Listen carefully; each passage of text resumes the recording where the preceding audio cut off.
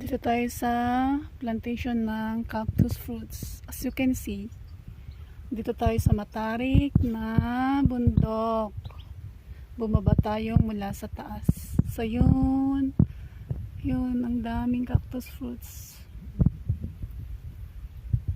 Yan. Kikita ninyo.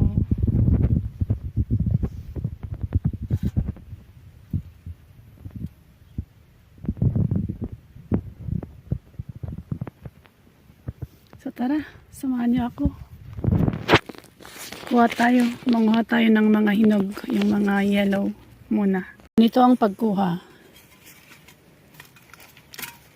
Ganito. Lagyan natin doon. Ang hirap din kumuha ng cactus fruit eh. Ganon. Ganon.